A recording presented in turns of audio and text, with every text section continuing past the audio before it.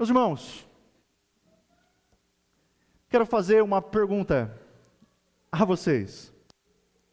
Em algum momento da vida, você já orou a Deus pedindo que Ele resolvesse um problema, mas a resposta veio de forma completamente diferente do que você pediu?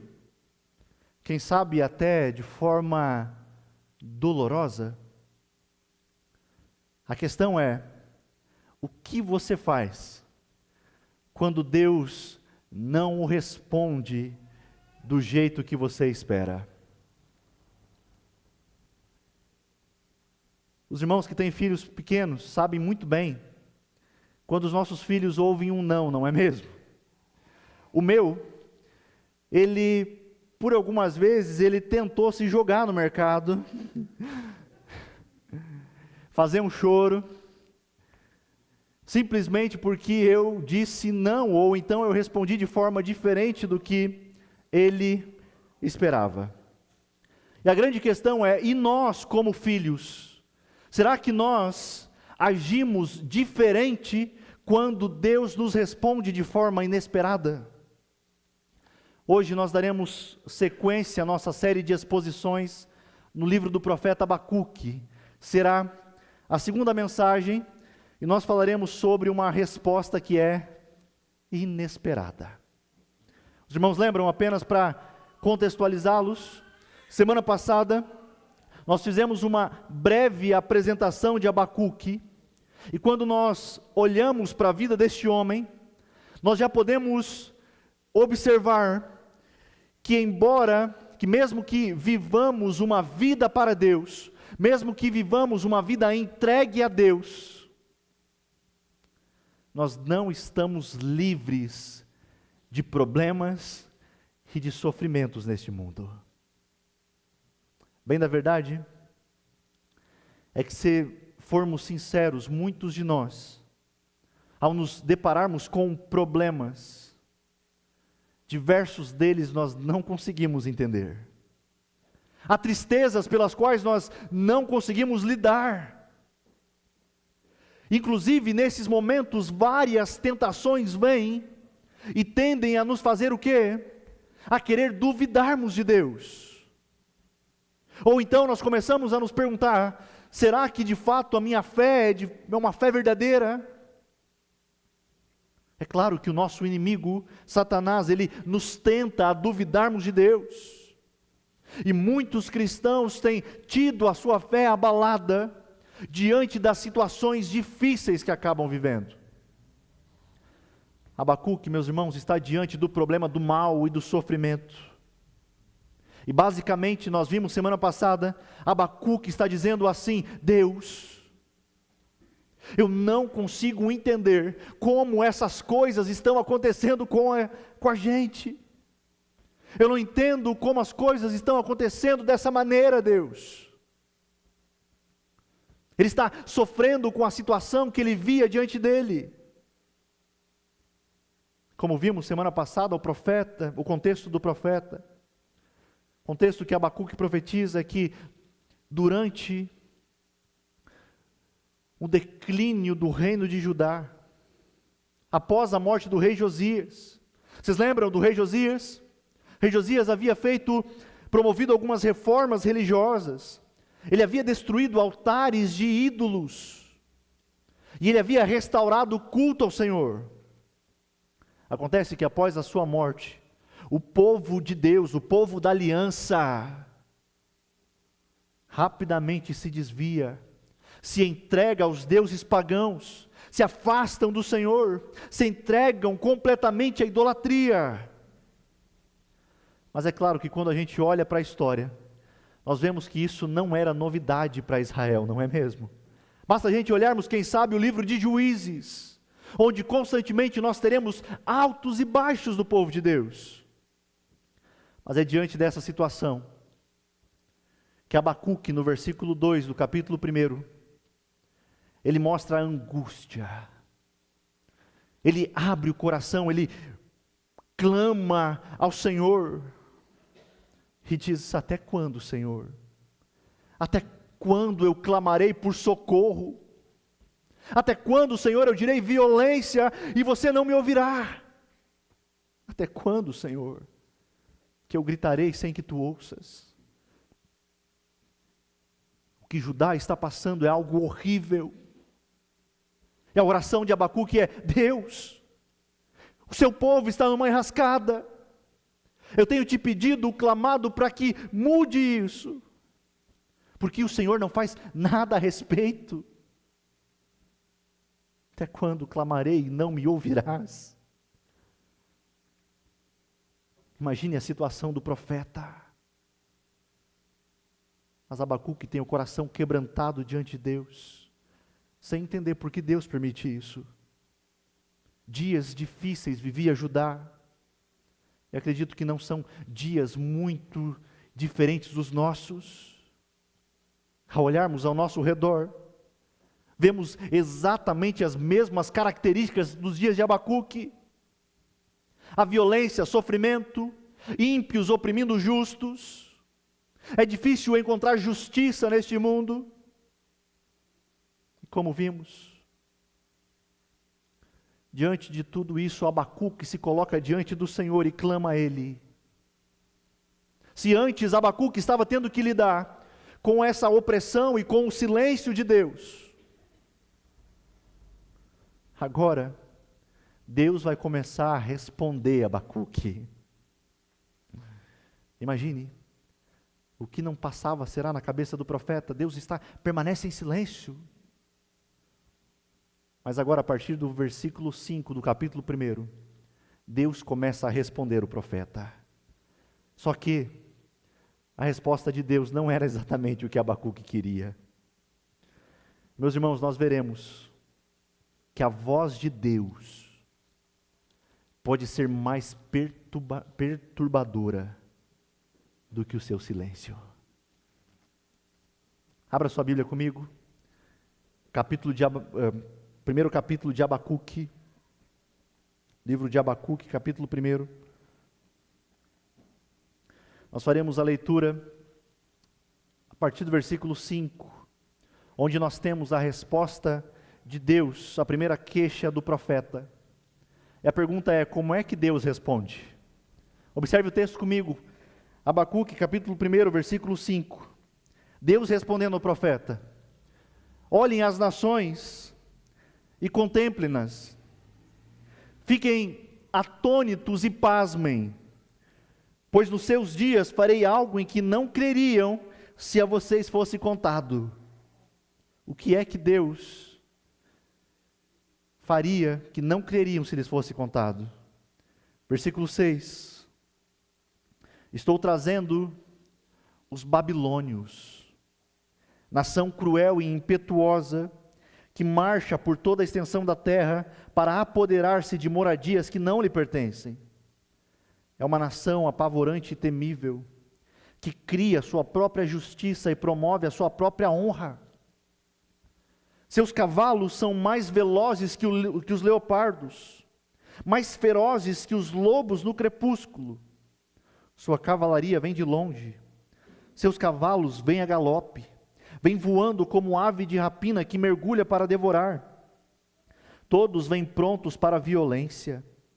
Suas hordas, seus exércitos, avançam como o vento do deserto, e fazem tanto prisioneiros como a areia da praia. Menosprezam os reis e zombam dos governantes. Riem de todas as cidades fortificadas, pois constroem rampas de terra e por elas as conquistam. Depois passam como vento e prosseguem, homens carregados de culpa, que têm por Deus a sua própria força. Que resposta é essa? O profeta estava clamando por socorro, e agora Deus responde como se estivesse dizendo: Abacuque, você acha que está ruim agora? Você ainda não viu nada. Ok, que resposta incomum é essa que Deus dá?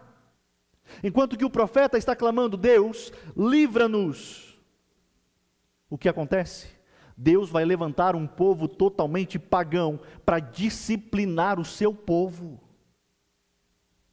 Se você está habituado com os contextos, você verá que essa disciplina também foi revelada a Jeremias. Mas muito antes de Jeremias e Abacuque, Deus já havia advertido acerca dos juízos. É esse Deus que havia dito a Moisés que a quebra da aliança resultaria em quê? Disciplina. Salomão, por exemplo, experimentou esse tipo de juízo por conta da sua idolatria. Você pode ver isso no livro de Reis. O mesmo aconteceu com o reino do norte. E agora, Judá, o reino do sul, ao qual Abacuque está localizado, também não aprenderam com a história. Como eu disse, Judá era o povo da aliança. Estava escrito que se eles se apartassem da aliança, a disciplina de Deus os alcançaria. E a pergunta é, mas Deus seria mau ao fazer isso? É claro que não. Por inúmeras vezes Deus havia advertido o seu povo, e eles não davam ouvidos. Em vez de se arrependerem, as pessoas endureciam o coração ainda mais, e passavam a buscar ajuda dos deuses pagãos, das nações ao redor. Mas observem o texto, fique com a sua Bíblia aberta. Observem que Deus começa a sua resposta no versículo 5, chamando Abacuque e o povo a ergam os olhos, e contemplem o que eu irei fazer. O texto diz que Deus faria algo que, se lhes fosse contado, eles não acreditariam.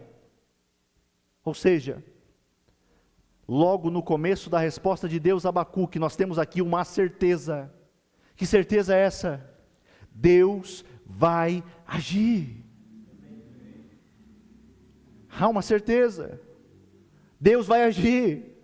Mas quem sabe, de maneira completamente diferente de como o profeta esperava.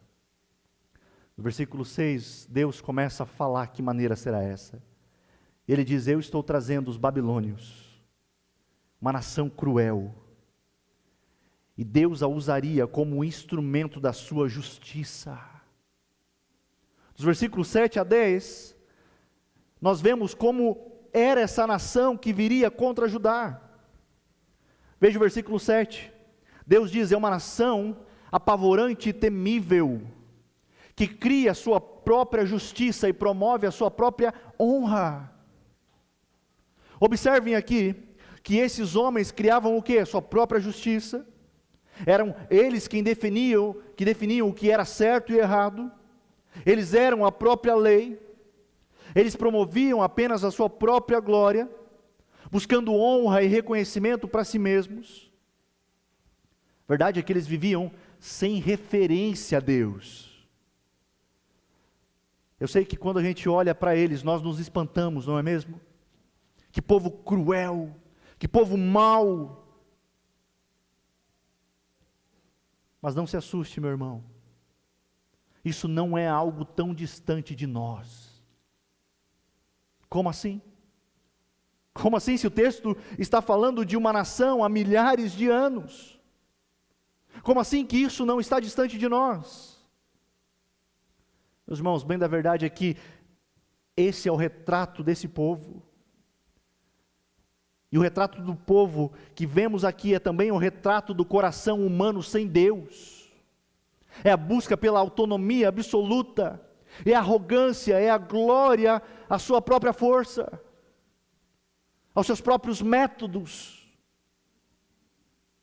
E o pastor Hernandes Dias Lopes, comentando esse texto, ele diz, Deus está mostrando a Abacuque que a disciplina viria das mãos de um povo sem qualquer temor de Deus, para ensinar, ajudar, que a idolatria e a rebeldia os colocavam no mesmo caminho.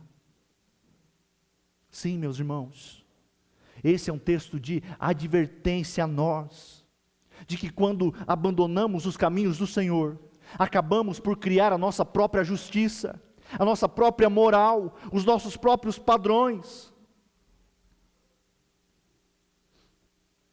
E embora pensemos, não, eu sei o que eu estou fazendo.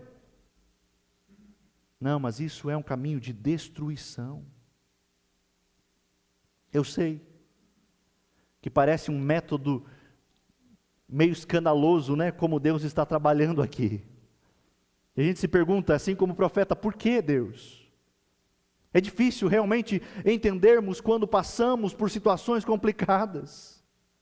Afinal, nós fomos catequizados por uma teologia muito popular que tem por aí, de que Deus é obrigado a sempre fazer o que pedimos, de que crente não pode passar por dificuldade, por doença, por sofrimento.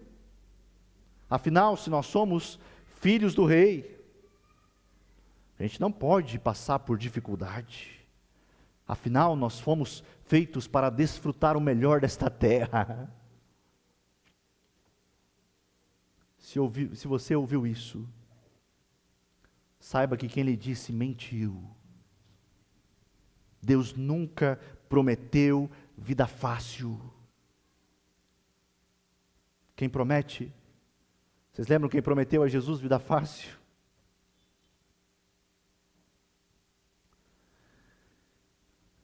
Deus não promete. Basta a gente olharmos as Escrituras. Olha o que Deus está fazendo com o seu povo. Está enviando disciplina. Está enviando uma nação que é cruel. O versículo 8 diz que os seus cavalos são mais velozes que os leopardos, mais ferozes que os lobos no crepúsculo. Sua cavalaria vem de longe, seus cavalos vêm a galope, vem voando como ave de rapina que mergulha para devorar. Ou seja, o Senhor está descrevendo os babilônios. Deus está mostrando a Abacuque, ei, o inimigo que virá sobre vocês é devastador, é imparável, e a disciplina vai ser rápida. Spurgeon, como citei no começo, príncipe dos pregadores, ele dizia que Deus, muitas vezes, deixa que os ímpios sejam como uma tempestade, para que o seu povo aprenda a se abrigar apenas nele. Meus irmãos, no versículo 9, nós vemos que a violência se intensifica. Esses homens já vêm pronto para a violência, mas há outra motivação além da destruição. No versículo 10, nós vemos que eles menosprezam os reis e zombam dos governantes. Para vocês terem ideia, a arrogância babilônica era tão grande que nenhum rei ou governante os intimidava. Eles estavam pensando que eram Deus na terra. Mas isso levava, olha como Deus está trabalhando. Diante desse poderio bélico dos babilônios, isso leva o povo de Judá a pensar em uma única coisa: e agora? Quem poderá nos defender? Perceba isso. A confiança nos falsos deuses, a confiança em si mesmos, a confiança nos reis e governantes seria em vão. Apenas o Senhor poderia os livrar.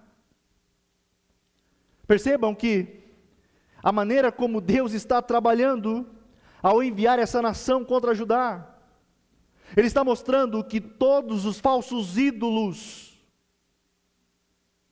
todos eles, um dia cairão, nenhum ficará de pé. Para onde você vai correr?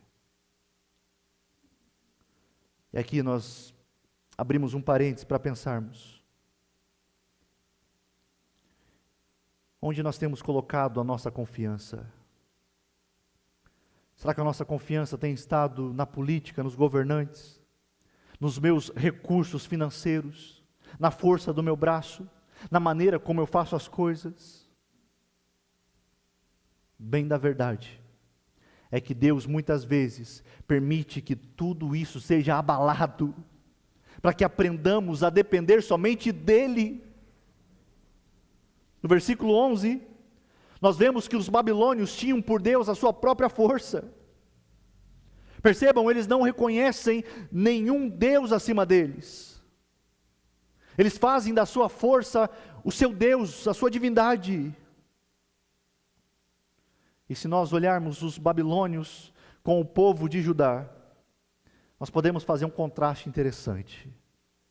Como assim? Enquanto Judá abandonava o Deus verdadeiro para seguir ídolos, eles seriam então disciplinados por um povo que tinha a si mesmo como seu próprio ídolo. O que é isso? Deus estava mostrando a Abacuque como era grave a situação espiritual de Judá. Deus estava mostrando: os babilônios são maus, são idólatras, mas vocês não são diferentes deles ao se afastarem da aliança. Embora Abacuque seja um livro pequeno, ele não é um livro tão simples de entendermos, não é mesmo? Isso se dá pelo fato de vermos como um Deus santo poderia usar um povo tão ímpio para disciplinar o seu povo. Essa pergunta nos leva a grandes lições desse texto. E à luz do texto que vimos, nós podemos aprender pelo menos 3 grandes verdades sobre a maneira como Deus age. A primeira delas é que os caminhos de Deus são misteriosos. Como assim? O profeta Abacuque ficou muito confuso com o fato de Deus usar os babilônios, os caldeus, um povo mais perverso, para disciplinar a sua nação. E quando olhamos para este livro, assim como o profeta, nós também fazemos perguntas, não é? E normalmente a pergunta que surge é: como Deus se cala em circunstâncias tão graves? Olhamos para a situação do povo de Deus e perguntamos: por que Deus deixou chegar a esse ponto? Por que Deus não destruiu aqueles ídolos logo quando foram erguidos? Por que Deus permitiu o sofrimento? Ou então, por que Deus envia disciplina para o seu povo? Poderíamos fazer as mesmas perguntas em relação à igreja. Por que Deus permitiu que entrassem tantas heresias e falsos ensinos ao longo dos anos nas igrejas? Por que Deus permite que pessoas usem o nome de Jesus e cometam atrocidades? Por que Deus muitas vezes não responde às nossas orações da maneira que queremos? Quem sabe num nível mais individual, você já se perguntou por que Deus permite a doença de um ente querido? Por que Deus permite diversas situações, a crise financeira? Por que Deus permite tantas coisas?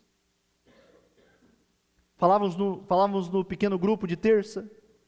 De fato, são situações difíceis, e que muitas vezes nós não teremos respostas para tudo. É claro que esse mundo sofre pela influência da queda, do pecado, de Satanás. Mas mesmo que não tenhamos todas as respostas, uma coisa nós sabemos: o nosso Deus é o Deus soberano sobre a história. E por vezes os seus caminhos são completamente misteriosos para nós. Você lembra do apóstolo Paulo escrevendo aos Romanos? Lá no capítulo 11 ele também fala de caminhos que são misteriosos. E ele escreve dizendo: ó profundidade da riqueza e da sabedoria e do conhecimento de Deus, quão insondáveis são os teus juízos, e inescrutáveis os seus caminhos. E ele faz uma pergunta retórica dizendo: quem conheceu a mente do Senhor? Ou quem foi o seu conselheiro? Quem primeiro lhe deu para que ele o recompensasse? Pois dele, para ele são todas as coisas, a ele seja a glória para sempre. Amém. Nós não precisamos compreender os caminhos de Deus, como eu disse. Por vezes eles são misteriosos. Nós só precisamos ter fé e confiar naquele que não erra. Porque Deus, o soberano, aquele que seja dada toda a honra e toda a glória, aquele pelo qual a Ele são todas as coisas, Ele sim, pode usar as coisas mais improváveis, até mesmo os nossos inimigos, como instrumento de correção e de cumprimento dos seus propósitos. Em segundo lugar, que aprendemos com esse texto, é o tema da pregação, que a resposta de Deus pode ser inesperada. A segunda coisa que nós vemos é que Deus, às vezes, ou boa parte das vezes, responde às nossas orações de forma completamente diferente do que queremos. E isso realmente abalou Abacuque. Imagine só a situação do profeta, a situação em que ele está.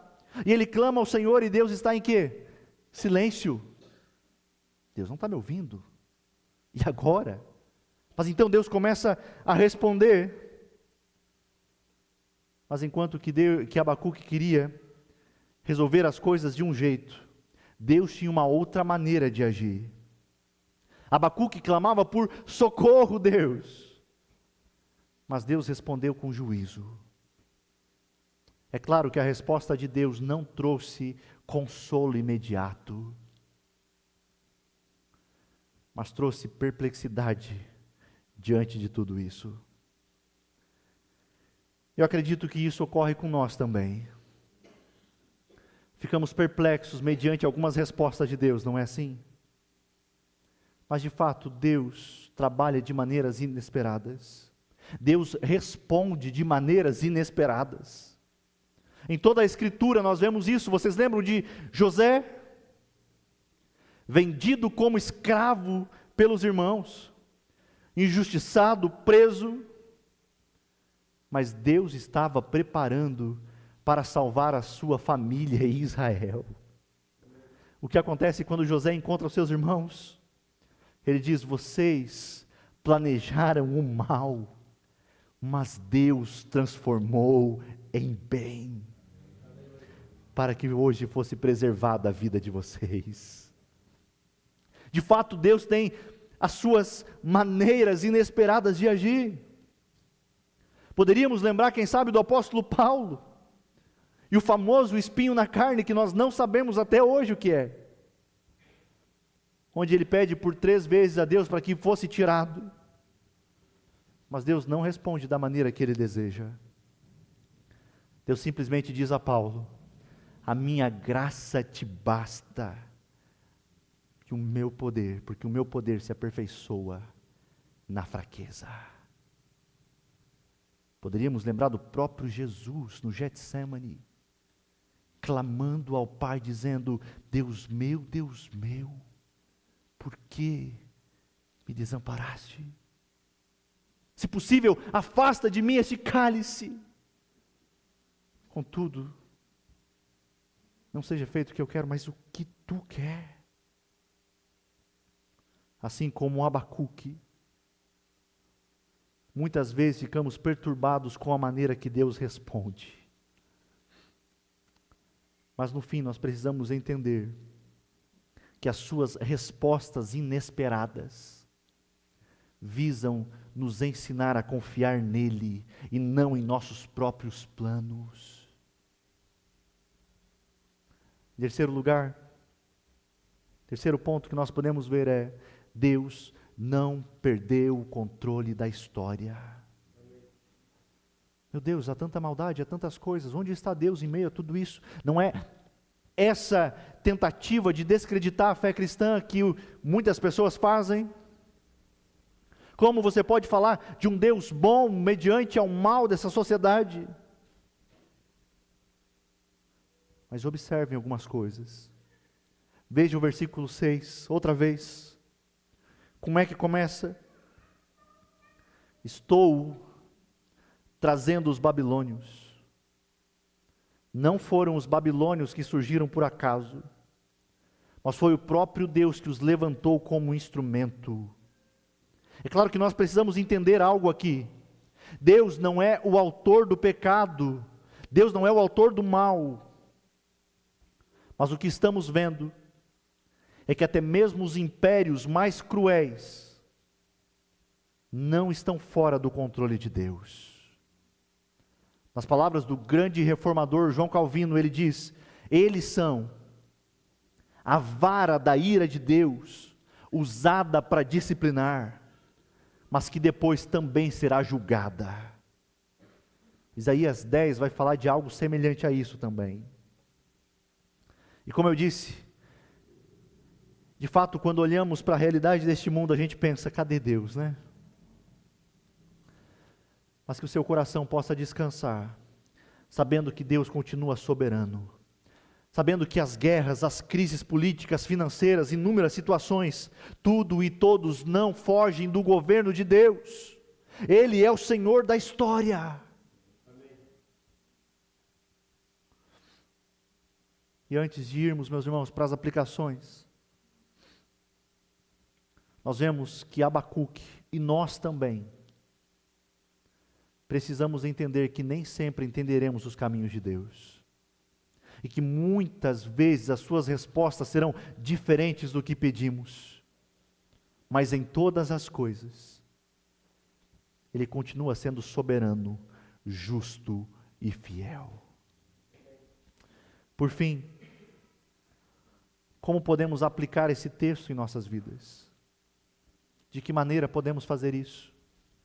Primeiro confie em Deus, mesmo quando você não o entende.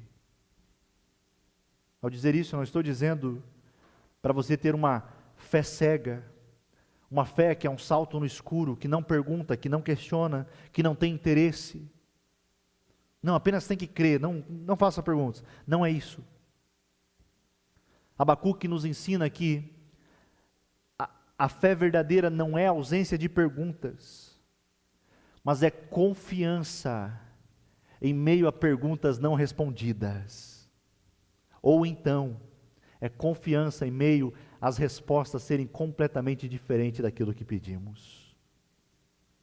Você pode dizer: Senhor, eu não entendo o que o Senhor está fazendo, mas ainda assim eu confio, porque o Senhor é justo e bom.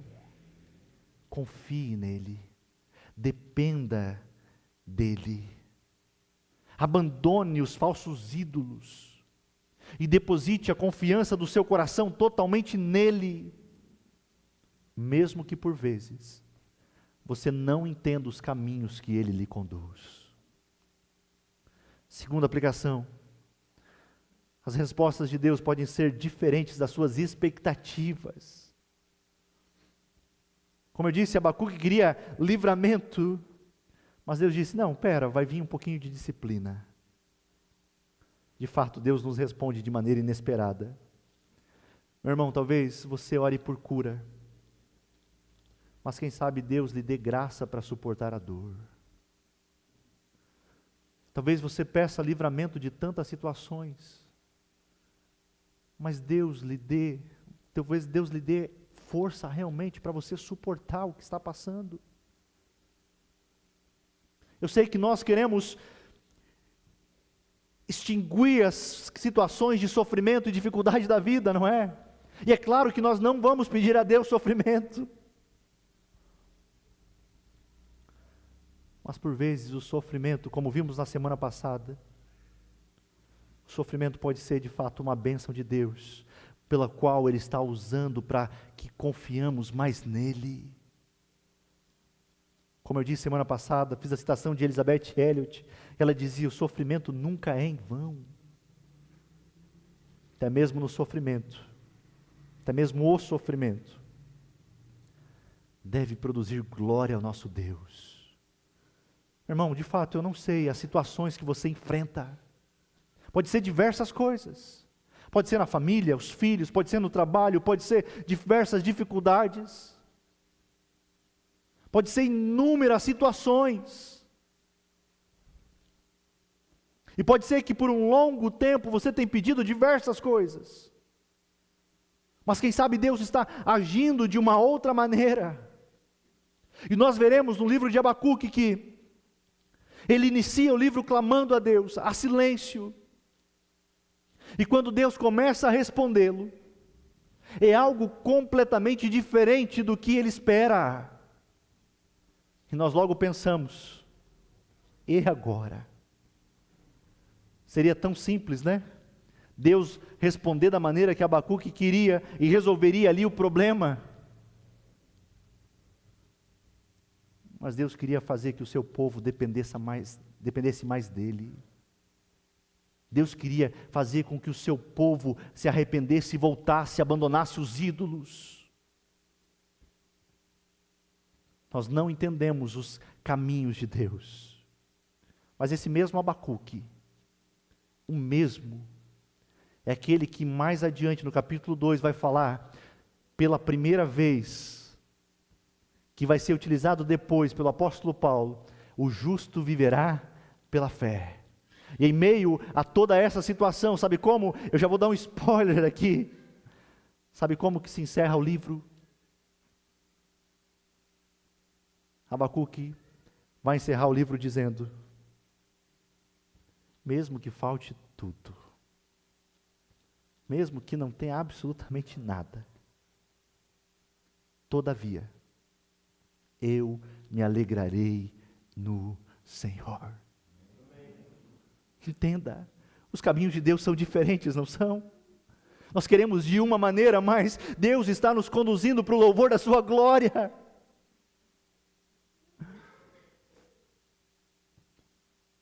Seria tão simples. Meus irmãos, eu sei que pessoas muitas vezes se frustram com as respostas de Deus. Mas eu quero jogar um balde de água fria para você. Esse balde é que Deus não é obrigado a responder você da maneira que deseja. Aliás, Ele não é obrigado nem a responder você. Mas muitos querem um Deus que faça tudo o que desejam. Você já parou para pensar um dia? Imagina se Deus, como um gênio da lâmpada, falasse para você, meu filho, pede tudo o que você quer que eu te darei. Que monstro você iria se tornar. Tim Keller dizia que se o Deus que você diz adorar nunca discorda de você, é possível que você esteja adorando uma versão idealizada de si mesmo. Entenda isso. Talvez você queira ir pelo caminho X, mas Deus quer te levar pelo caminho Y. Ah, mas eu acho que o caminho X é melhor. Ué, será que Deus errou dessa vez? Será que Deus não sabe o que é melhor para você? Muitas vezes, a melhor coisa que pode acontecer é, de fato, Deus não nos dar o que pedimos. Mas Ele sabe exatamente o que é melhor. Afinal, a sua vontade é sempre boa, perfeita e agradável. Por isso que a nossa fé precisa estar alicerçada em Deus. E não se Ele faz o que eu quero e o que eu não quero. Há muitos cristãos, ditos cristãos, que são como bebês. Quando são contrariados, saem da igreja, não querem saber de Deus. Mas a verdade é que eu não tenho respostas, e nós não teremos respostas para tudo. Principalmente na situação que o profeta estava, de lamento, de maldade, de sofrimento.